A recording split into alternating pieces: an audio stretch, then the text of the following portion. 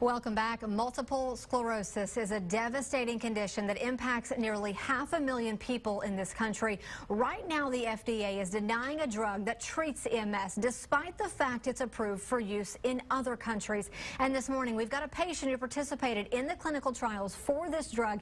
He's a physician himself, Dr. David Goldblatt, right here to my left. We also got Dr. Edward Fox, and you were involved in this clinical trial as well on the doctor side of it. So start us off by telling me, what is the problem? A clinical trial is performed in order to try to prove both the effectiveness and the safety of a drug.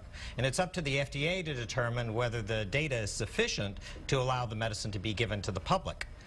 In the process of getting this approved, there was a disagreement between the FDA and the sponsors of it, which is the drug company, as to whether the trials were performed in an appropriate way. They were not arguing about whether the medicine was effective or not. They agreed. But unlike the rest of the world, the FDA had rules set that determined that they would not allow this medicine to be approved. And Dr. Goldblatt, the drug itself is called Limtrada. Yes. What did it do for you?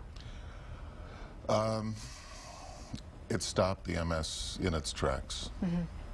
I got the drug 10 years ago and 9 years ago for 5 days the first time, 3 days the second time, and I've had no clinical or imaging evidence of progression of the disease in that time.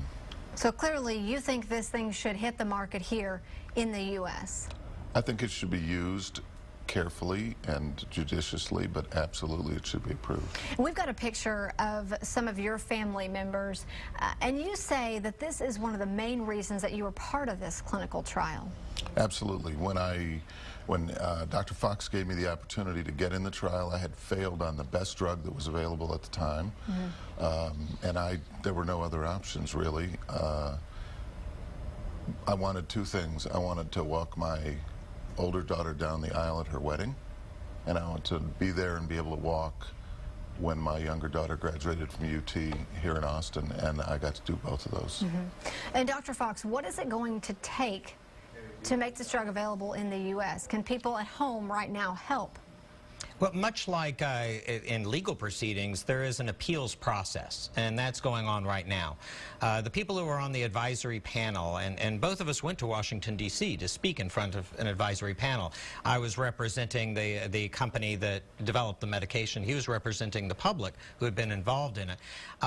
That group of individuals do not have the background in MS that it might take to understand the seriousness of the condition, the data that was involved in the trial. And so the public involvement right now as part of this appeals process is the ability to sign petitions that are online. And it's a publicly held meeting.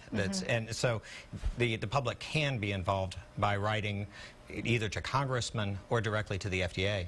Got it. I think that website is moveon.org. Yes. And we're going to have that link on our website when we post this interview. I want to say thank you to both of you for coming in. We'll have more information about this fight as well online at kxan.com. Let's turn things over to David now, tracking our